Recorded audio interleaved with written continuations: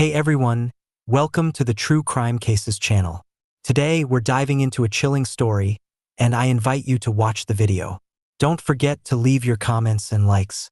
On that fateful day, the road workers were performing their routine patrol along the highway, completely unaware of the shocking discovery that lay ahead. Amidst the trash and withered grass, a bright red suitcase stood out, immediately catching their attention. What they found inside would haunt them forever.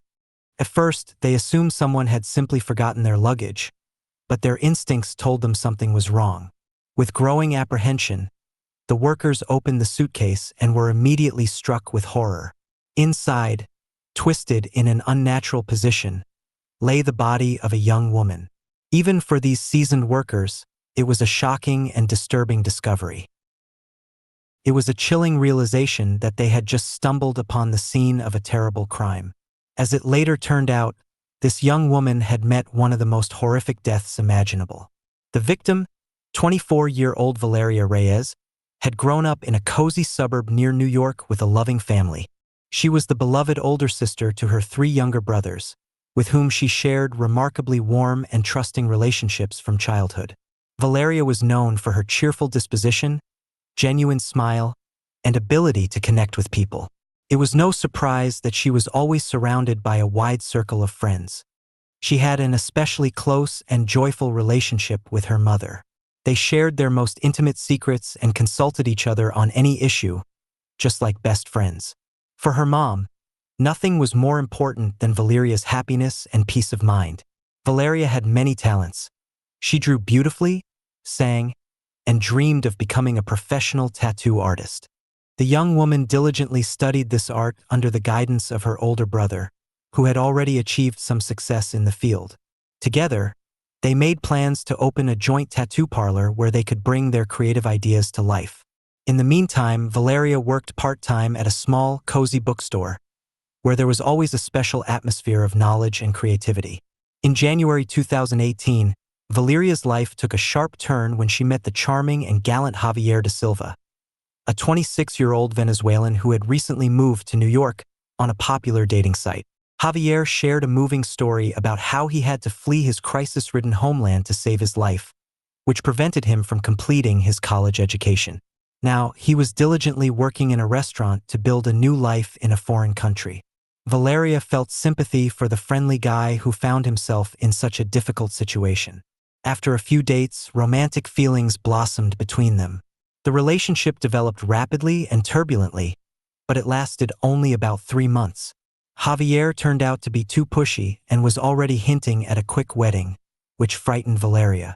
She felt that everything was happening too fast and she wasn't ready for such a serious commitment. After some hesitation, she decided to end the romance. Initially, Javier made a positive impression on Valeria and her family. He appeared genuinely caring towards her and wanted the best for their relationship. However, when she expressed her desire to end things, his behavior took a sharp turn.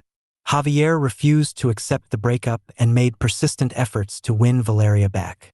He bombarded her with dozens of messages daily, orchestrated chance encounters in public places, and pleaded for reconciliation. One September day in 2018, Javier called Valeria with a strange story. He claimed that he had accidentally used her bank card to pay for a purchase in an online store and urgently needed to meet to return the money. Valeria immediately sensed something amiss. She suspected it was just an excuse to meet. She confided in a friend and asked them to handle the situation with Javier so he would stop bringing up the issue. It appeared that the heartfelt conversation with her friend had an impact on Javier. The phone calls ceased and the messages stopped coming. Valeria felt a wave of relief wash over her. Finally, she could resume her normal life, filled with simple pleasures and exciting plans for the future. Little did she know the worst was yet to come. On January 24, 2019, a strange incident unfolded. Javier reached out to a mutual acquaintance, alleging that he had caught Valeria in bed with another man. This message stunned and angered Valeria because it was completely untrue. She and Javier had long broken up and had no contact for months. Furthermore, she hadn't been to his house in quite some time. Furthermore, during this time, Valeria had recently started dating someone new. Why would Javier fabricate such bizarre claims? January 27th was a particularly joyful day for Valeria, as she joyously celebrated her father's birthday with her entire family. It seemed like nothing could mar the occasion. However, the following evening, after finishing her shift at the bookstore and returning home, Valeria called her mother in a near-hysterical state. She sobbed and screamed into the phone, claiming that someone was trying to kill her. Valeria admitted she had been battling severe anxiety for days, feeling a constant malevolent presence around her. The recent news of brutal murders of women in their own homes only intensified her paranoid thoughts. Feeling unsafe in her apartment, her mother tried to calm her daughter down. She asked if Valeria was afraid of anyone specific, but Valeria couldn't provide an answer. She continued sobbing into the phone. After a lengthy conversation, the two seemed to feel better. They agreed that her mother would come over the next day and stay with Valeria until she felt more secure. Before going to bed, Valeria sent her mother a message reassuring her that she had calmed down and was going to sleep. Little did she know, these would be her last words to her loved one. The next morning, January 29th, her worried mother anxiously awaited a call from her daughter, but it never came. Attempts to reach Valeria on her cell phone proved fruitless. After a few rings, the voicemail would activate. Closer to noon, the worried woman decided to visit her daughter's apartment herself to ensure everything was all right. Valeria, who was typically punctual and diligent at work, was nowhere to be found. She hadn't shown up for her shift and hadn't informed anyone of her absence. She had never done this before, as she deeply valued her job and the close-knit team at the bookstore where she had worked for about 2 years. The manager, perplexed, tried to call Valeria but couldn't reach her. Her phone remained turned off, causing anxiety to grip the entire family. Valeria missed the dinner she had eagerly anticipated and planned just the day before. Her relatives continued to call her number repeatedly, only to be met with silence each time. Recalling their recent unsettling conversation, fear gripped their hearts with its cold fingers. By the morning of January 30th, the family realized they couldn't handle this alone. They went to the police and filed a missing person report for Valeria.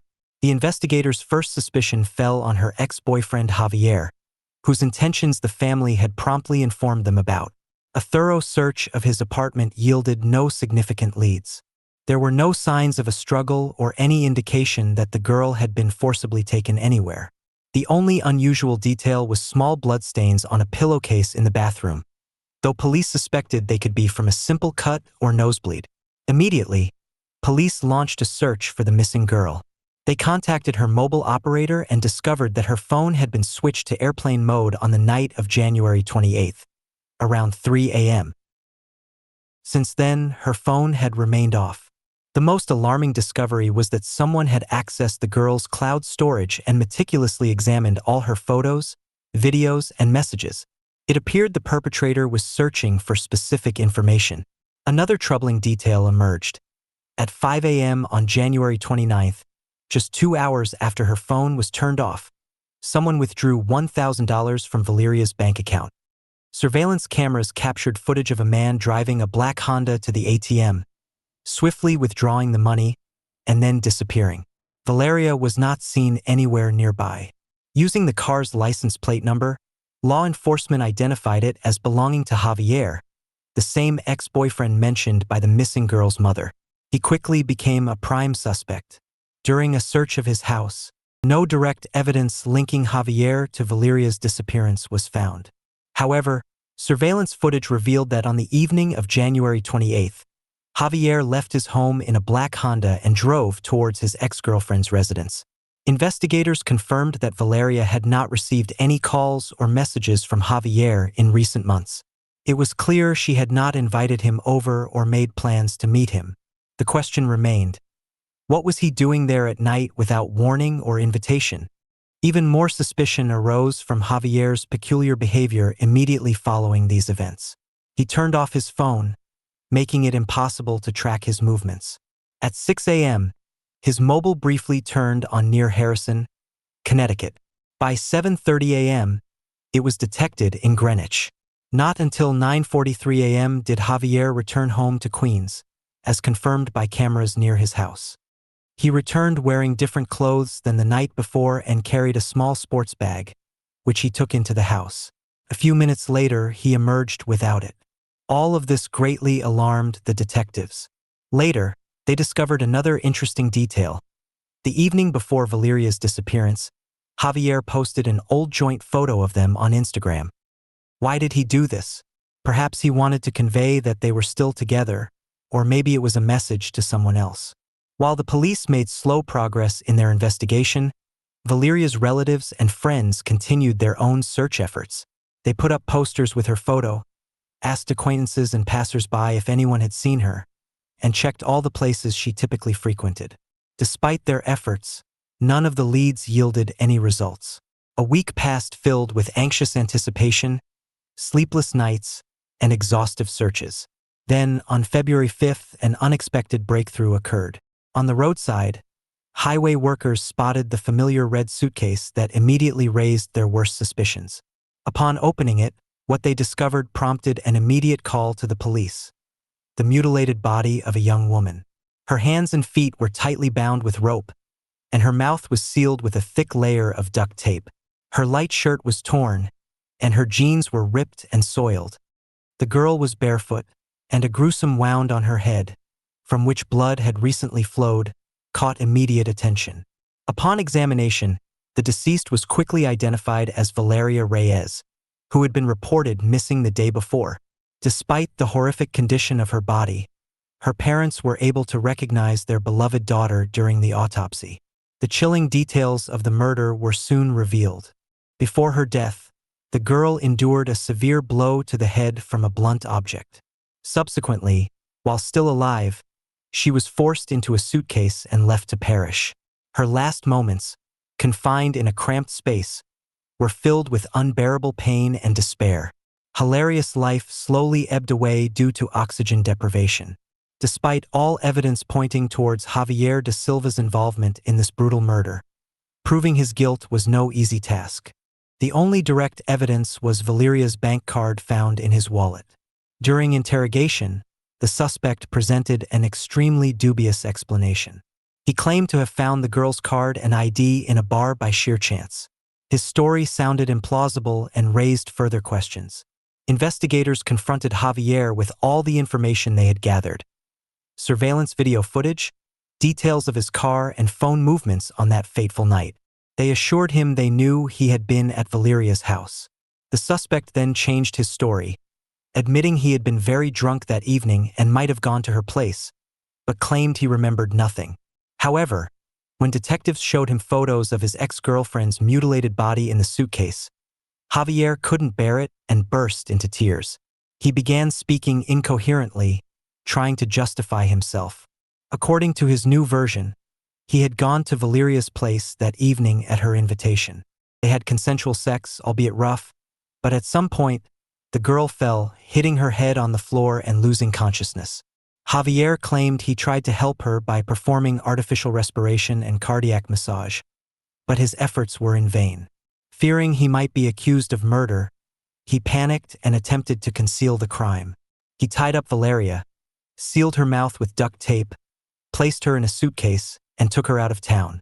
He allegedly did all this in a state of passion, not fully realizing his actions. When investigators questioned why he tied up and gagged a possibly already dead girl, Javier had no coherent answer. Then, an utterly incredible story emerged. He claimed he deliberately used Valeria's car to attract police attention as quickly as possible, believing it would aid the investigation. Then Javier spent another $4,350 from the victim's account. During searches of the suspect's home, Valeria's phone and laptop were found. Javier had initially tried to destroy them by throwing them into a river, but inexplicably returned to retrieve the items. He gained access to Valeria's cloud storage using her fingerprint, which he obtained after her death. This enabled him to access an application that displayed the balance of her bank card. For investigators, the entire story seemed highly unconvincing and confusing. There were too many inconsistencies and coincidences. They quickly suspected Javier of intentionally planning Valeria's murder, supported by compelling evidence. His testimony eventually crumbled after a thorough examination of the victim's body.